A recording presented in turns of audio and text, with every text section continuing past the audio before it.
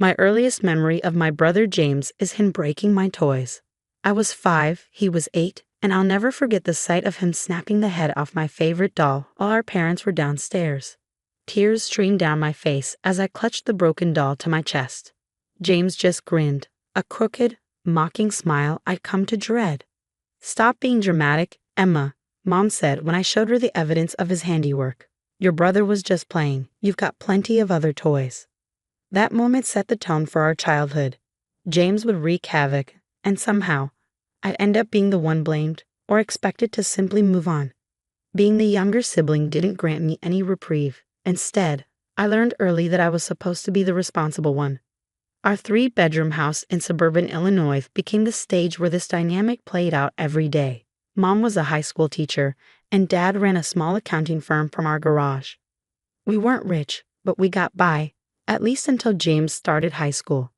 That's when the sacrifices began. One evening, when I was 13, Mom called me into the kitchen. She was sitting at our square oak table, the one with knife marks from where James had carved his initials years ago. Dad was beside her, his glasses perched on his nose, shuffling papers with hands that trembled slightly. "Your brother's been accepted into Riverside Prep," Mom said, her face glowing with pride. Riverside was the most prestigious private school in the area, with state-of-the-art facilities and a reputation for sending students to top universities. I forced a nod, the familiar knot of resentment already tightening in my stomach. James had barely scraped by in public school, yet somehow, he always landed on top. "The thing is," Dad added, clearing his throat, "the tuition is substantial. We'll have to make some adjustments." Those adjustments turned out to be sacrifices on my end. My ballet lessons were canceled. The summer camp I'd been promised, no longer in the budget. Even the college fund my grandparents had started for me was temporarily borrowed to pay for James' education. "It's just until your father's business picks up," Mom assured me. "James needs this opportunity. You understand, don't you, sweetheart?" Of course I understood. I always did. James's needs came first, always. High school became my escape. While James floundered at Riverside, I threw myself into academics and extracurriculars at the local public school. I earned perfect grades, joined every club that could boost my college applications, and worked part-time at the library. Every penny I earned went into a secret savings account, my quiet rebellion against the family's everything for James policy. By the time James failed to get into any decent colleges, despite Riverside's sterling reputation, I'd been accepted to several top universities, complete with scholarships. "We're so proud of you," Dad said, though his eyes lingered on James's closed bedroom door. "But maybe it would be more practical to stay close to home. The state university is excellent." I knew what he really meant. Staying closer to home would cost less, leaving more resources for James to figure things out. But I had other plans. The night after my graduation, I sat my parents down at the oak table where so many family decisions had been made. "I'm going to Stanford," I announced. "I have a partial scholarship and enough savings to cover the rest. I won't be asking for help." They stared at me stunned. Mom's voice quivered as she tried to guilt me. "Emma, we're family. We need to support each other." Those words would come back to haunt me. But at 18, they only solidified my determination to leave. College was my freedom. For the first time, I wasn't living in James's shadow. I majored in computer science, landed internships, and built a life where I was valued for who I was, not as someone's overlooked sibling. Then, during my final year at Stanford, I got the call. "Emma?" Mom's voice trembled on the other end of the line. "We need your help." Dad's business was failing, she explained. They were behind on the mortgage. James, still living at home and cycling through jobs, couldn't contribute. "We just need a little support until we get back on our feet," she pleaded. "You're doing so well. Couldn't you spare something for your family?" I should have said no. Every fiber of my being wanted to refuse. But beneath the layers of resentment, they were still my parents, and part of me still craved their approval. "How much do you need?" I asked, the words bitter on my tongue. That was 4 years ago. Now, at 26, I'm a senior software engineer in Silicon Valley. Every month, I transfer $3,000 to my parents' account. Money I believed went toward their mortgage and bills. Or at least, that's what I thought. It wasn't until I was scrolling through social media one night that I stumbled upon the truth. It was an Instagram post that shattered everything. Living my best life? Hashtagless hashtag vacation. Read James's caption beneath a photo of him reclining on a pristine beach in Cancun, a vibrant cocktail in hand. Designer sunglasses perched smugly on his face. For a moment, I stared at the screen, stunned. Maybe he'd won some sort of contest. Maybe, miraculously, he'd found a job that paid well. Then I glanced at the date, just 3 days after Mom had called me in tears, begging for money to cover the utilities. My stomach churned. I scrolled further through his profile, the truth unraveling with each post. James at luxury restaurants, wearing brand new designer clothes, flashing the latest iPhone. Post after post, all timestamped during the same periods when my parents had pleaded with me for emergency funds. 4 years. 4 years of working hard, sacrificing, and sending thousands of dollars every month to keep my parents afloat. How much of that money had gone to support this? My hands trembled as I dialed Mom's number. "Oh, Emma, sweetheart," she answered, her tone unnervingly cheerful. "I was just about to call you. Your father and I were wondering if you could possibly—" "Is James in Cancun?" I interrupted, my voice cold. The silence was deafening. "Emma, honey, let me explain." "Explain what, Mom?" My voice cracked as fury surged. "Explain how you've been funneling my money into James's vacations while crying poverty to me." "It's not like that," she protested quickly. "James has been going through a rough time. He needs these breaks. They help with his anxiety." I let out a bitter laugh. "Anxiety? What about my anxiety, Mom?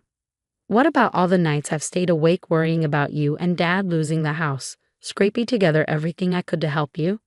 All while James is sipping margaritas on the beach with money I earned." "Don't be selfish, Emma," she snapped. "He's your brother. Family helps family." There it was. The same line they used to manipulate me for years. "Put Dad on the phone," I demanded, my patience gone. He's not here right now." "Really? Because I can hear him in the background." My voice hardened. "Dad, I know you're there. Talk to me." A long pause, then a sigh. "Emma," Dad said wearily, "listen." "No, you listen." I cut in. "How much of my money has gone to James over the past 4 years?" More silence. "Tell me." "We've been giving him an allowance," Dad admitted, his voice barely above a whisper. $2,000 a month, just to help him get on his feet." The world tilted. $2,000 a month. For 4 years. Almost $100,000. Money I'd earned, money meant to keep a roof over their heads, handed to James so he could live his best life. Does he even know? I asked, my voice trembling with rage. Does James even know he's been living off my hard work? "We thought it would be better if he didn't," Dad mumbled. "It might hurt his pride." That was the final straw. Without another word, I hung up. Then I blocked their numbers. Mom's, Dad's, James', every single one. But I wasn't finished. The next morning, I walked into my bank and canceled the automatic transfers to their account. Then I did what I should have done years ago. I hired a financial advisor. After reviewing my situation, she didn't mince words. "What your parents have done is essentially fraud. They misrepresented the purpose of the funds you were providing. You could absolutely take legal action." Part of me wanted to. I wanted them to face the consequences of their betrayal. But dragging it out meant staying tethered to their toxicity. Instead, I chose a different path. For the next week, I gathered every piece of evidence I could. Emails, text messages, bank statements, anything that documented their lies. I compiled everything into a meticulous spreadsheet, showing exactly how much money I'd sent versus how little of it had gone toward legitimate expenses. Then I drafted an email. Subject: no more lies. Dear Mom, Dad, and James, I've attached detailed documentation showing how you've misused $96,000 of my money over the past 4 years. I'm sure you'll be relieved to know this is the last time you'll need to lie to me. I'm cutting off all financial support effective immediately. James, congratulations on living your best life with money you didn't earn. I hope the cocktails and designer clothes were worth destroying any relationship we might have had. Mom and Dad, you've made your priorities clear. James is your golden child. Now you can figure out how to support him without using me as your personal ATM. Do not contact me. Do not try to guilt me. You've made your choices, and now I'm making mine. Emma. I hesitated for only a second before hitting send. Then I blocked their email addresses too. But I wasn't done yet. I had one last thing to do. I took all the evidence I gathered, spreadsheets, bank statements, texts, and emails, and crafted a detailed post on LinkedIn.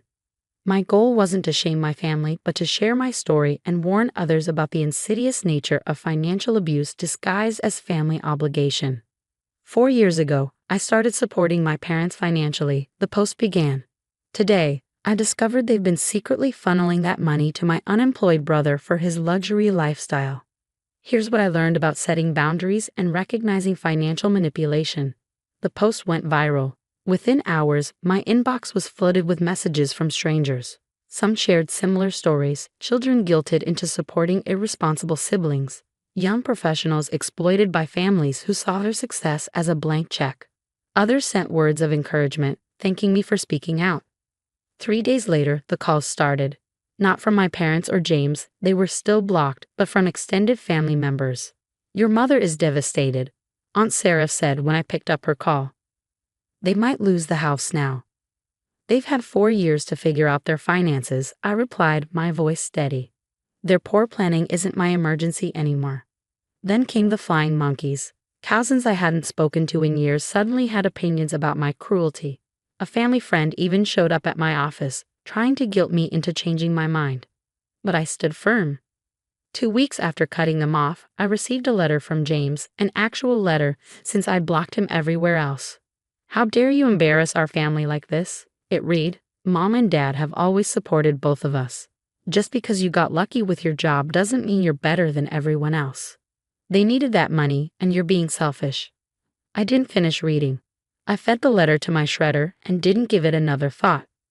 Then something unexpected happened. My grandmother, Dad's mother, reached out. "I've been watching this situation for years," she said when we spoke over the phone. "I wanted to tell you how proud I am that you finally stood up for yourself." She revealed that she tried to talk to my parents about their favoritism many times, only to be dismissed. "They thought they were helping James by shielding him from consequences," she said with a heavy sigh. "Instead, they've created a monster and nearly destroyed their relationship with you."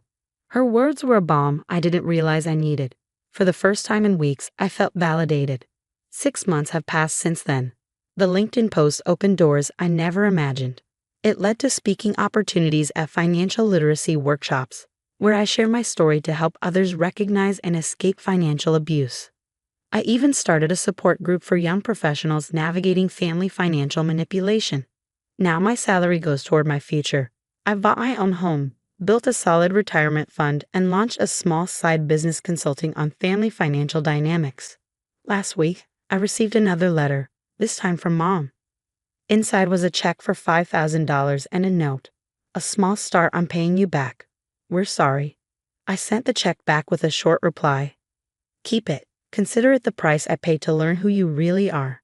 Yesterday, I came across a new Instagram post from James. He was sitting at a local diner, wearing faded clothes, griping about the difficulties of job hunting. Mom and Dad had left comments full of encouragement, but it was clear they were no longer footing the bill for his lifestyle. Sometimes I miss the family I thought I had, but then I remind myself that family never truly existed. It was an illusion, one I maintained at the expense of my own well-being.